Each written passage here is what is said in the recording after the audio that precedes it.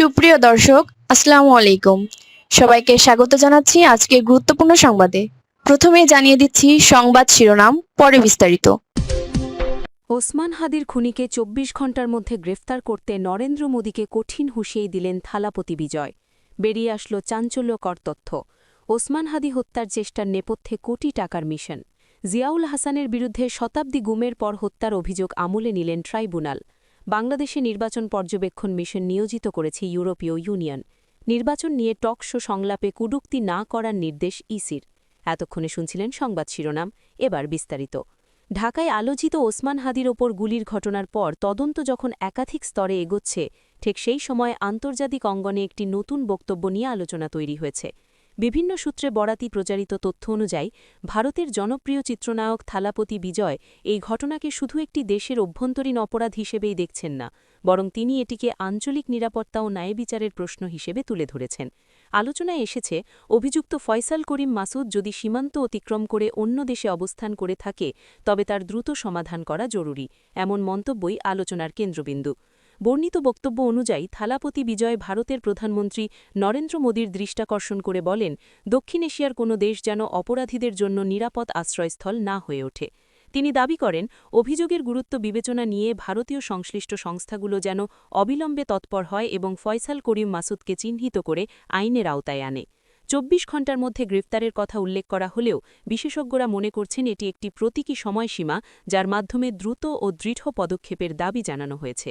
এই বক্তব্যকে ঘিরে রাজনৈতিক ও সামাজিক মহলে ভিন্ন ভিন্ন ব্যাখ্যা সামনে এসেছে। একদল মনে করছেন জনপ্রিয় সাংস্কৃতিক ব্যক্তিত্বের এমন অবস্থান জনমত গঠনে ভূমিকা রাখে এবং সরকারের ওপর নৈতিক চাপ তৈরি করে। অন্যদিকে আইন ও কূটনীতি বিশেষজ্ঞদের মতে আন্তদেশীয় অপরাধ দমনে আবেগ নয় বরং প্রমাণভিত্তিক তথ্য বিনিময় ও আইনি কাঠামোর মধ্যে কার্যকর সমাধান সম্ভব। ঢাকায় ওসমান হাদির ওপর হামলার পরপরই আইনশৃঙ্খলা বাহিনীর তদন্ত শুরু করে। ঘটনাস্থলের আলামত, প্রত্যক্ষদর্শীর বক্তব্য, প্রযুক্তিগত তথ্য এবং সম্ভাব্য সহযোগিতার বিষয় যাচাই বাছাই চলছে বলে জানা যায়।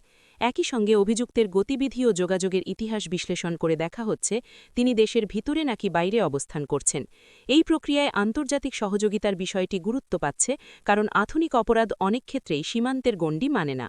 ভারতের দিক থেকেও সীমান্ত নিরাপত্তা ও অপরাধ দমনে কড়া অবস্থানের কথা সরকারিভাবে বিভিন্ন সময় জানানো হয়েছে।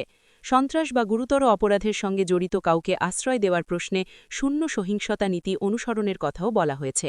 ফলে আলোচিত বক্তব্যের প্রেক্ষিতে সংশ্লিষ্ট সংস্থাগুলো প্রাপ্ত তথ্য যাচাই করে প্রয়োজনীয় পদক্ষেপ নিতে পারে, এমনটাই প্রত্যাশা করছেন পর্যবেক্ষকরা। এদিকে গুম ও হত্যার ঘটনায় করা মানবতা বিরোধী অপরাধের একটি মামলায় মেজর জেনারেল জিয়াউল হাসানের বিরুদ্ধে আনুষ্ঠানিক অভিযোগ আমলে নেওয়া হয়েছে। বিচারপতি মোহাম্মদ গোলাম মর্তুজা মজুমদারের নেতৃত্বে ৩ সদস্যের আন্তর্জাতিক অপরাধ ট্রাইব্যুনাল ১ এই আনুষ্ঠানিক অভিযোগ আমলে নেয়। ট্রাইব্যুনালের অপর ২ সদস্য হলেন বিচারপতি মোহাম্মদ শফিউল আলম মাসুদ ও বিচারক মোহাম্মদ মৌতলাক এনাম চৌধুরী। চিফ প্রসিকিউটর মোহাম্মদ তাজুল ইসলাম এই আনুষ্ঠানিক অভিযোগ আমলে নেওয়ার আবেদন করেছিলেন। পাশাপাশি তিনি এই মামলায় জিয়াউল হাসানকে হাজিরের আবেদন করেন। আনুষ্ঠানিক অভিযোগ আমলে নিয়ে এই মামলায় ২১ ডিসেম্বর জিয়াউল হাসানকে হাজিরের নির্দেশ দেয় ট্রাইব্যুনাল। এর আগে সকালে ট্রাইব্যুনালে এই মামলায় আনুষ্ঠানিক অভিযোগ দাখিল করে প্রসিকিউশন। এই মামলায় সাবেক সেনা কর্মকর্তা জিয়াউল হাসানের বিরুদ্ধে আনুষ্ঠানিক ৩টি অভিযোগ আনা হয়েছে। ট্রাইব্যুনালের মাধ্যমে আনুষ্ঠানিক অভিযোগ উপস্থাপনের সময় চিফ প্রসিকিউটর তাজুল ইসলাম বলেন, জিয়াউল হাসানের বিরুদ্ধে ৫০০-এর বেশি মানুষকে গুম করে হত্যার কথা এসেছে। এর মধ্যে ১০০-এর বেশি মানুষকে গুম করে হত্যার ঘটনায় তার বিরুদ্ধে আনুষ্ঠানিক ৩টি অভিযোগ আনা হয়েছে। ১ সেকেন্ডের মধ্যে পরিচিতি বাংলাদেশে তৃতীয় জাতীয় সংসদ নির্বাচন পর্যবেক্ষণ মিশন নিয়োজিত করেছে ইউরোপীয় ইউনিয়ন। ইউরোপীয় ইউনিয়নের কূটনীতিক কার্যক্রমের শাখা দ্য ইউরোপিয়ান এক্সটার্নাল সার্ভিসের ওয়েবসাইটে মঙ্গলবার এই তথ্য জানানো হয়েছে। ইউএসএস জানিয়েছে, বাংলাদেশি কর্তৃপক্ষের আনুষ্ঠানিক আমন্ত্রণে সাড়া দিয়ে ইউরোপীয় কমিশনের হাই রিপ্রেজেন্টেটিভ কাজ